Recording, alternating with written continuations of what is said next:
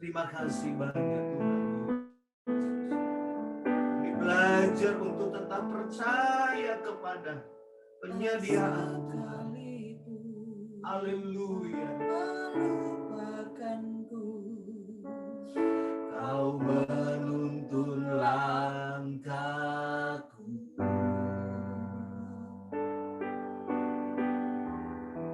Ku tak pernah sendiri.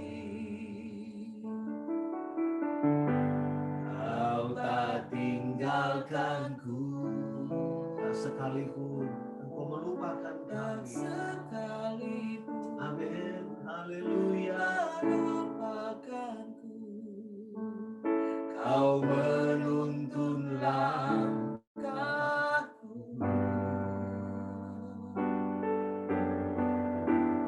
Ku tak pernah sendiri. Kau tak tinggalkanku. Ku tak akan pernah menyerah sampai ku lihat Kau bekerja. Ku percaya mujizat kan nyata. Ku takkan berhenti percaya. Ku tak akan pernah menyerah sampai ku lihat Kau bekerja. Ku percaya mujizat kan nyata. Ku takkan berhenti percaya. Kita akan masuk dalam doa untuk firman Tuhan pada pagi hari ini. Nanti dengan kasih Kristus, Ibu Selvi akan pimpin di dalam doa buat kebenaran firman yang akan kita terima. Haleluya. Puji nama Yesus. Haleluya. Haleluya. Haleluya. Haleluya. Haleluya. Terima kasih Tuhan. Terima kasih buat hari ini Tuhan. Hari di mana kami boleh ada sebagaimana kami ada itu semua karena kemurahan-Mu Tuhan. Kemurahan-Mu lebih dari hidup Tuhan. Bersyukur Tuhan kalau kami boleh beribadah pagi Tuhan. Kami percaya Tuhan itu semua karena anugerah-Mu Bapa. Bersyukur kami memiliki Allah yang hidup, Allah yang setia, Allah yang tak pernah meninggalkan kami Tuhan. Terima kasih Tuhan, terima kasih Tuhan di tengah situasi pandemi seperti ini Tuhan. Biar kiranya sukacita, damai sejahtera Allah yang melampaui segala akal senantiasa memelihara hati dan pikiran kami Tuhan di dalam Kristus ya Bapa. Terima kasih Tuhan, terima kasih biar kiranya pujian, pengagungan, dan penyembahan kami Tuhan boleh berkenan di hadapan-Mu ya Bapa. Karena itulah Tuhan yang kami harapkan ya Bapa. Terima kasih Tuhan, harapkan perkenanan-Mu Tuhan atas kami Tuhan. Terima kasih Tuhan, terima kasih. Saatnya kami akan mendengarkan kebenaran firman-Mu Tuhan. Biar kiranya Engkau mengurapi setiap kami yang saat ini Tuhan beribadah pagi ini Tuhan, biar kiranya Engkau mengurapi kami Tuhan. Urapi juga Tuhan terlebih hamba-Mu yang akan menyampaikan kebenaran firman-Mu ya Bapa, dengan urapan yang khusus ya Bapa dari sorga ya Bapa. Sehingga Kau pakai lidah bibir hamba-Mu Tuhan untuk menyampaikan kebenaran isi hati-Mu ya Bapa. Sehingga kami boleh dikuatkan Tuhan, untuk melangkah di hari-hari ke depan kami ya Bapa. Terima kasih Tuhan, terima kasih. Kami siap untuk mendengarkan kebenaran firman-Mu hanya di dalam nama Tuhan Yesus Kristus. Haleluya, haleluya, amin. Amin. Haleluya, puji Tuhan. Semua sehat dan diberkati Tuhan. Amin.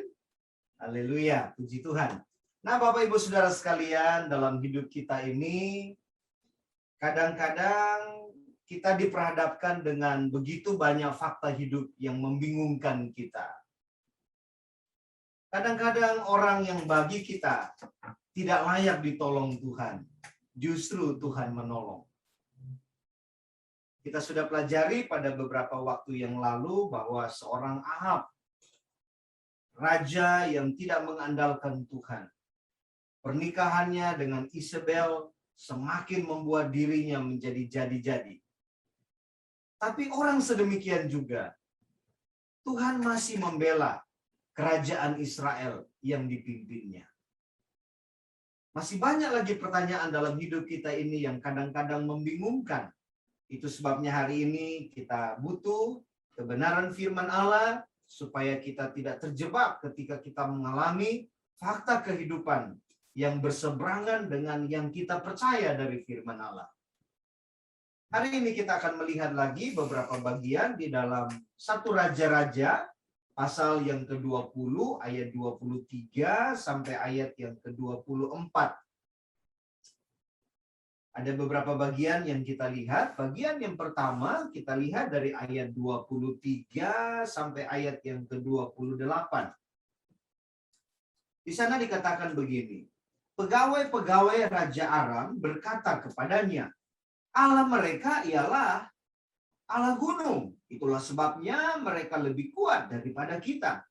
Tetapi apabila kita berperang melawan mereka di tanah rata, pastilah kita lebih kuat daripada mereka. Bertindaklah begini, pecatlah raja-raja itu masing-masing dari kedudukannya, dan angkatlah bupati-bupati menggantikan mereka. Lalu kerahkanlah tentara sebanyak tentara yang telah gugur dari pihakmu itu. Demikian pula kuda dan kereta sebanyak yang dahulu. Marilah kita berperang melawan mereka di tanah rata. Pastilah kita lebih kuat daripada mereka. Raja mendengarkan usul mereka dan bertindak demikian. Ayat yang ke-26. Dalam tahun yang berikutnya Ben-Hadad memeriksa barisan orang Aram, lalu ia maju ke Afek untuk berperang melawan orang Israel. Ayat 27, orang Israel pun melakukan hal yang sama. Ayat 28, maka tampillah abdi Allah dan berkata kepada Raja Israel, beginilah firman Tuhan, oleh karena orang Aram itu telah berkata Tuhan ialah Allah gunung dan bukan Allah dataran, maka aku akan menyerahkan seluruh tentara yang besar itu ke dalam tanganmu, supaya kamu tahu bahwa akulah Tuhan. Haleluya. Jadi bagian pertama yang kita lihat dari perikop ini adalah dunia bisa salah mengira tentang anak-anak Tuhan, tentang kebaikan Tuhan, tentang pekerjaan Tuhan, tentang pertolongan Tuhan, tentang kemenangan dari Tuhan. Tapi kita sebagai anak-anak Tuhan, kita harus tahu bahwa kemenangan itu hanya datang dari Tuhan, Allah Israel. Allah yang menjadikan langit, bumi, dan segala isinya. Tuhan Yesus Kristus. Amin. Haleluya. Jangan seperti orang-orang dunia. Ketika mereka melakukan langkah ini, langkah itu, lalu kelihatannya berhasil, maka mereka berpikir itu karena kekuatan mereka.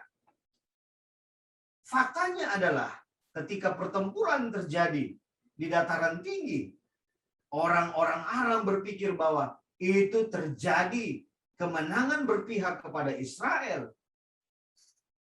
Karena memang Allah mereka adalah Allah gunung. Coba kita melakukan pertempuran babak yang kedua. Kali ini kita lakukan di dataran rendah. Karena orang-orang Aram mereka percaya bahwa Allah mereka atau dewa mereka itu dewa dataran rendah. Dewa mereka kalau diajak untuk keluar, nggak mau. Itulah keyakinan orang-orang dunia.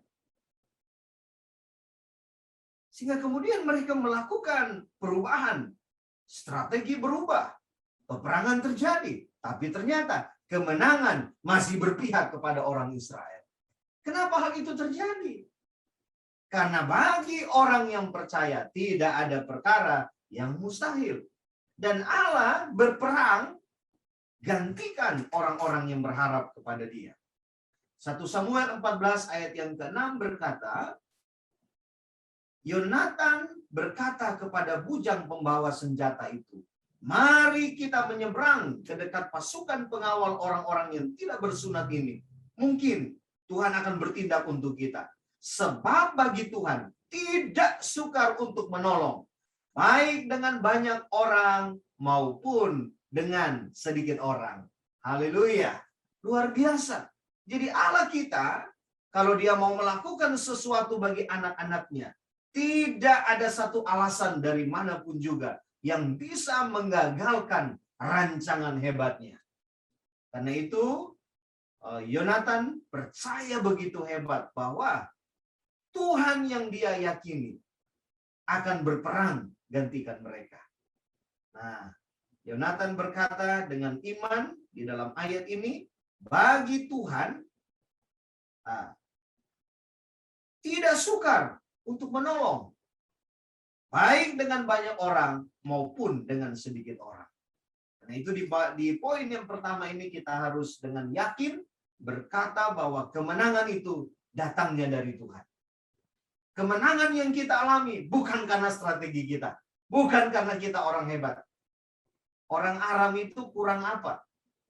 Strategi perang mereka begitu jitu. Alat-alat perang mereka begitu canggih.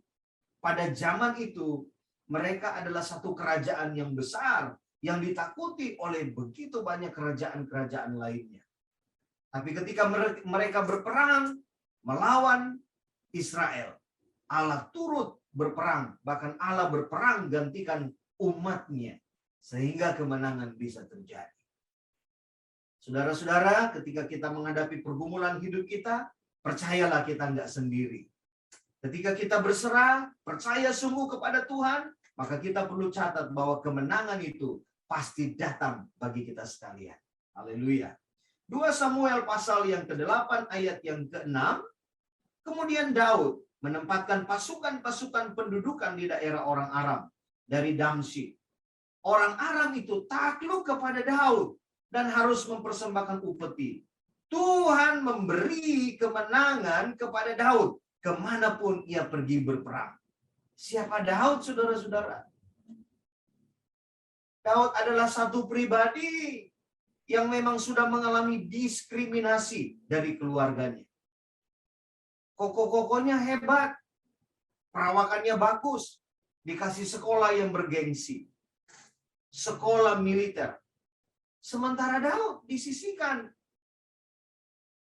sampai kepada hari di mana pengurapan Allah akan turun kepada Daud. Daud pun tidak dianggap. Sampai hamba Tuhan bilang, anak-anakmu sudah semua ini kah, Pak Isai? Oh, masih ada satu. Tapi kayaknya nggak mungkin dah. Tapi hamba Tuhan bilang, kita belum akan memulai pesta ini. Perayaan belum akan terjadi. Pengurapan ini belum akan terjadi. Kalau yang satu yang kau anggap itu nggak layak, belum hadir di sini. Dan kita melihat bahwa mulai saat itu, kemenangan demi kemenangan terjadi bagi seorang Daud. Padahal dia nggak dianggap. Artinya apa Bapak Ibu Saudara sekalian? Kemenangan kita itu datang dari Allah Israel. Allah yang menjadikan langit bumi dengan segala isinya. Haleluya. Ketika kita berhadapan dengan pertempuran kehidupan ini, jangan kita berkecil hati. Jangan kita lemah iman lalu berkata, saya bukan siapa-siapa. Jangan. Walaupun kita bukan siapa-siapa, tapi kita harus berani deklarasikan bahwa yang menolong kita adalah Allah Israel. Allah yang menjadikan langit bumi dengan segala isinya. Haleluya. Selamat menikmati kemenangan bersama dengan Tuhan. Poin yang kedua yang kita lihat di sini, di dalam ayat yang ke-29 sampai ayat yang ke-30. Di sana dikatakan begini, 7 hari lamanya mereka berkemah berhadap-hadapan. Tetapi pada hari yang ke-7 mulailah pertempuran. Dan pada suatu hari orang Israel menewaskan 100.000 orang berjalan kaki dari orang Aram itu. Orang-orang yang masih tinggal melarikan diri ke Afek, ke dalam kota. Tetapi temboknya roboh menimpa ke 27.000 orang yang masih tinggal itu. Bagian yang kedua yang kita renungkan dari perikop ini adalah kemenangan dari Tuhan menuntaskan para musuh kita. Haleluya. Pekerjaan Allah yang terjadi atas 100.000 orang Aram. Mereka dipukul kalah. Itu bukan karena orang Israel. Tadi di bagian awal sudah saya katakan bahwa raja mereka begitu konyol menjalani kerajaan yang dipimpinnya. Tapi Tuhan masih mau tolong. Dan waktu mereka merasa mereka tidak bisa, di bagian-bagian awal kalau kita baca kitab ini, kita lihat bahwa seorang Ahab, dia pernah merasa tidak mampu. Ketika dia diberikan surat, sebuah tawaran untuk peperangan diadakan, dia menjadi takut. Dia rasa tidak bisa. Kalau dia nyerah, ya udah gimana lagi, apa boleh buat. Tapi luar biasanya, ketika kita baca ayat ini, 100.000 orang Aram ditaklukkan oleh Tuhan. 27.000-nya lari. Dari sini kita lihat bahwa kemenangan dari Tuhan itu menuntaskan para musuh kita. Ada yang kelihatannya lari dari pertempuran kehidupan kita. Kita pikir, aduh Tuhan masih banyak hal yang perlu kami kerjakan supaya kemenangan berpihak pada kami. Tapi kenapa masih ada 27.000 orang yang melarikan diri? Itu kan benih yang satu saat akan bangkit menyerang kita. Kenapa Tuhan izinkan mereka lari? Tapi luar biasanya firman Allah konfirmasikan bahwa tetapi temboknya roboh, tempat di mana mereka bernaung, tempat di mana mereka bersembunyi, roboh dan menimpa mereka. Nah, saudara-saudara, pertempuran yang terbesar dalam kehidupan kita ini sudah dikerjakan Tuhan. Sudah dilakukan Tuhan. Yang paling besar yang selalu diperhadapkan kepada kita itu adalah masalah dosa. Dosa kita yang besar diselesaikan Tuhan di kayu salib. Sedangkan yang paling besar dikerjakan Tuhan. Masa tinggal 27.000 yang sedikit itu? Apalah artinya? Tapi tatkala kita datang kepada Tuhan, sekali lagi Tuhan yang akan berperang gantikan kita. Kemenangan Tuhan menuntaskan para musuh kita. Karena itu jangan habiskan waktu untuk memikirkan yang sisa-sisa itu. Itu sia-sia. Kadang-kadang kita habiskan waktu kita untuk mikirin, nanti kalau hadapin pertempuran model kayak gini gimana ya? Ingat baik-baik, kita umat pilihan Allah, kita berbeda dengan orang dunia. Orang dunia menerapkan sebuah doktrin bagi mereka. Kalau melakukan langkah-langkah seperti ini, maka hasilnya akan seperti itu. Itu orang dunia. Mereka tidak tahu bahwa Allah kita, dia ada dalam setiap musim kehidupan kita. Dia ada dalam segala perencanaan kita. Di atas semua yang kita rancangkan terbaik menurut kita, dia kerjakan jauh lebih besar. Ini tidak dipahami oleh orang-orang dunia. Orang-orang Aram tidak memahami hal itu. Tapi firman Tuhan berkata, kalau kita lihat di dalam kitab Mazmur 95, di sana dikatakan begini. Mazmur 95 ayat yang ketiga, firman Allah bilang begini. Sebab Tuhan adalah Allah yang besar. Dan Raja yang besar mengatasi segala Allah. Bagian-bagian bumi yang paling dalam ada di tangannya. Puncak gunung-gunung pun kepunyaannya. Kepunyaannya laut, dialah yang menjadikannya. Dan darat, tangannya lah yang membentuknya. Ini kebenaran yang tidak bisa dipahami oleh orang-orang Arab. Mereka pikir kalau berperang di tanah rata atau di lembah, itu kan jagonya Allah mereka. Itu jagonya dewa-dewa Aram. Tapi mereka tidak bisa memahami bahwa ternyata Allah Israel itu, dia ada di atas segala situasi. Mau perang di dataran tinggi, mau perang di dataran rendah, tetap Allah Israel. Allah yang menjadikan langit bumi dengan segala isinya. Firman Allah berkata, dialah yang menjadikannya. Dan darat, laut, tangannya lah yang membentuknya. Karena itu, belajarlah percaya kepada Tuhan, Dia akan menyelesaikan apapun yang sedang kita gumulkan hari ini.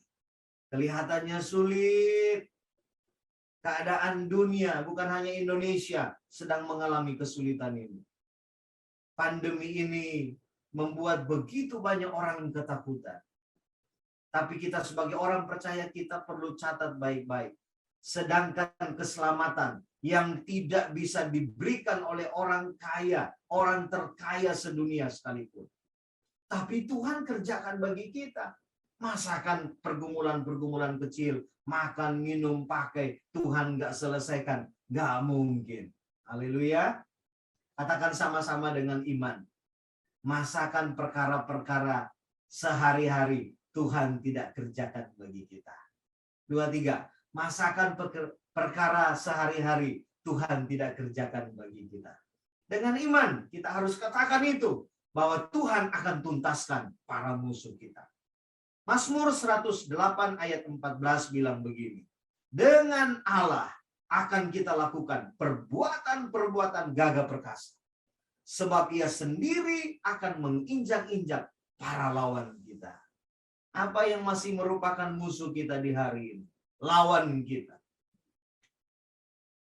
Ancaman kesehatan yang datang dalam hidup kita, keadaan-keadaan ekonomi yang mengguncang kehidupan kita. Percaya, 100.000 sudah dikalahkan, tinggal 27.000, apalah artinya? Akan dituntaskan Tuhan bagi kita.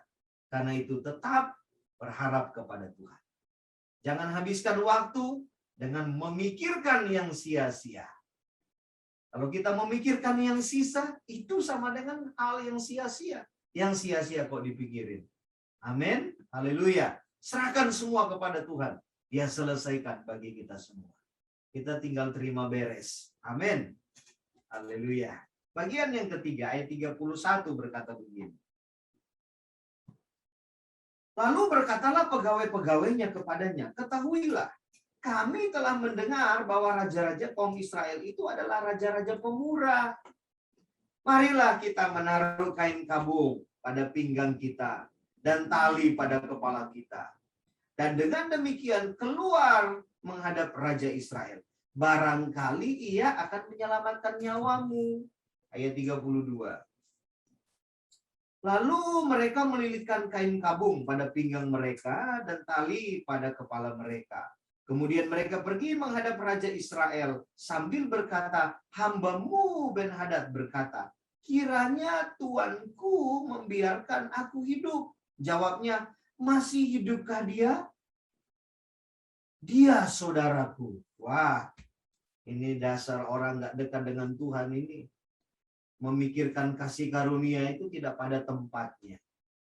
Ayat 33. Orang-orang itu menganggap hal itu sebagai tanda yang baik. Maka segeralah mereka berpegang pada perkataan itu. Lalu berkata, memang saudaramu Ben-Hadad. Sesudah itu berkatalah Ahab, pergilah, ambillah dia. Jadi keluarlah Ben-Hadad mendapatkan dia, lalu diajak naik ke atas kereta. Kata Ben-Hadad kepadanya, kota-kota yang telah diambil bapakku dari pihak bapamu akan kukembalikan. Engkau boleh juga membuat pasar bagimu di Damsyik, seperti yang dibuat bapakku di Samaria. Dan aku sendiri, kata Ahab, akan membiarkan engkau pergi dengan perjanjian. Lalu ia mengadakan perjanjian dengan dia dan membiarkannya pergi. Nah, di bagian ketiga ini kita belajar bahwa kita perlu hati-hati dengan tipuan musuh. Kadang-kadang kemenangan-kemenangan yang berpihak kepada kita itu membuat kita jadi lupa diri. Sampai kita bermain-main dengan kasih karunia. Ini musuh Israel ini. Aram ini adalah musuh Israel. Ben-Hadad, rajanya, adalah musuh besar. Tapi setelah kemenangan Tuhan kerjakan bagi Israel, ini Ahab lupa pertolongan itu datang dari Tuhan. Dia lupa. Mentang-mentang dulu ketika dia diancam dan dia ketakutan, lalu sekarang situasi berubah, kemenangan berpihak kepada Israel, kerajaan yang dipimpinnya, hatinya jadi berubah. Maka dia melakukan persahabatan dengan Ben-Hadad ini. Ini satu tindakan yang konyol. Satu tindakan yang baik. Saudara-saudara, kita sebagai anak-anak Tuhan, sudah banyak kita nikmati pertolongan Tuhan ketika iblis menawarkan sesuatu kepada kita. Jangan pernah kita berikan hati kepada dia. Ingat, kemenangan itu dari Tuhan. Bukan dari nasihat para nenek moyang kita. Bukan dari orang-orang yang tidak percaya kepada Tuhan. Mentang-mentang mereka sudah banyak makan garam. Pengalaman kehidupan terasa sudah banyak. Lalu ketika mereka ngomong tidak sesuai firman, kita iya baik saja. Orang sana bilang apa-apa iya. Padahal mereka bukan anak Tuhan. Jangan kita anggap itu nasihat dari Tuhan. Apalagi sudah jelas-jelas ini Ben-Hadad, musuhnya Israel. Sukacita bisa membuat orang menganggap remeh akan hal yang serius. Ingat, kemenangan itu datang dari Allah Israel. Datang daripada Tuhan Yesus Kristus. Karena itu, jangan sampai kita seperti Ahab ini. Tuhan bantu kita semua. 1 Korintus 15 ayat 33. Janganlah kamu sesat. Pergaulan yang buruk merusakkan kebiasaan yang baik.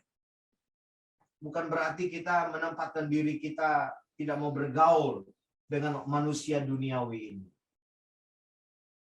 Tapi kita hadir di sana untuk mengkonfirmasi bahwa pertolongan itu hanya datang daripada Tuhan Yesus Kristus. Lebih daripada itu jangan ikut nimbrung. Kata orang kamu harus lakukan ini, lakukan itu.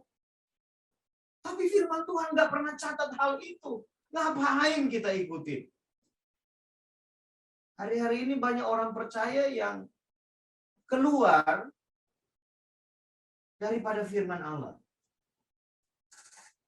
Mentang-mentang nasihat yang diberikan itu cocok bagi dia, dia langsung ambil ikat persahabatan dengan dunia. Hati-hati. Roma 12 bilang jangan kita serupa dengan dunia ini. Berubah oleh pembaharuan budi kita. Kalau kita mau mengalami mujizat pertolongan Tuhan, jangan pernah bersahabat dengan dunia, dengan segala tawarannya. Keluar. Ini saatnya dunia sedang menanti. Sudah coba lakukan ini, lakukan itu, ternyata belum beres. Semakin tegang. Dalam semua bidang kehidupan terancam di hari-hari ini. Orang-orang dunia ketakutan. Nah, anak-anak Tuhan harus hadir di sana. Hadir untuk kasih tahu. Pertolongan kita hanya datang daripada Tuhan Yesus Kristus. Pemazmur berkata, aku melayangkan mataku ke gunung-gunung. Dari mana datang pertolonganku? Pertolonganku datang daripada Allah Israel. Allah yang menjadikan langit bumi dengan segala isinya. Karena itu ketika kita ditolong, jangan lupa bersyukur kepada Tuhan Yesus. Kita sudah ditolong, bersyukurnya malah dengan cara-cara duniawi, orang-orang dunia diajak untuk merayakan kemenangan. Yang harus dikerjakan adalah kembalikan semua pujian hormat kepada Tuhan Yesus Kristus. Karena dialah yang menjadikan semua bagi kita. Haleluya. Tuhan memberkati kita semua. Selamat merayakan kemenangan Tuhan dalam kehidupan kita. Haleluya. Glory, haleluya, haleluya. Terima kasih banyak Bapa kami yang baik. Pagi ini kami datang kepadamu dan kami berdoa bagi kesulitan yang dihadapi oleh saudara-saudara kami. Kami berdoa secara khusus bagi kekasihmu, Bapak Kamel, Ibu Ruth yang terpapar COVID-19. Bapak Robi di Manado, Ibu Febri, Saudara Vivan, Bapak Beni Rotin Sulu, dalam nama Yesus, kesembuhan Allah, kemenangan Allah terjadi bagi mereka. Pagi ini kami berdoa buat kebangunan rohani dalam gereja lokal. Kebangkitan rohani di ladang-ladang misi. Dalam nama Yesus bekerja sempurna. Ada di antara saudara-saudara kami yang sedang berjuang. Menghadapi kebutuhan-kebutuhan hidup yang meningkat. Tuhan, kami berdoa. Engkau lakukan semuanya bagi mereka. Masih ada sisa-sisa perjuangan yang harus dituntaskan. Kami percaya ketika kami berserah, Tuhan selesaikan semuanya bagi kami. Karena bagi Engkau tidak ada perkara yang mustahil. Engkau pengendali dari segala sesuatu dalam kehidupan kami. Karena itu Tuhan tolong saudara-saudara kami. Terima kasih banyak Tuhan. Kami berdoa bagi pelayanan misi pendidikan di Tanah Toraja. Tuhan memberkati. Pelayanan misi APM Tuhan berkati. Dalam nama Yesus, apa yang dikerjakan, dibuatkan Tuhan berhasil. Hamba berdoa bagi saudara-saudaraku yang mengikuti doa ini melalui YouTube, Facebook. Dalam nama Yesus, mereka diberkati Tuhan. Mereka menjadi orang-orang yang hebat, bukan karena mereka, tapi Tuhan yang memampukan mereka. Di dalam nama Tuhan Yesus Kristus. Haleluya.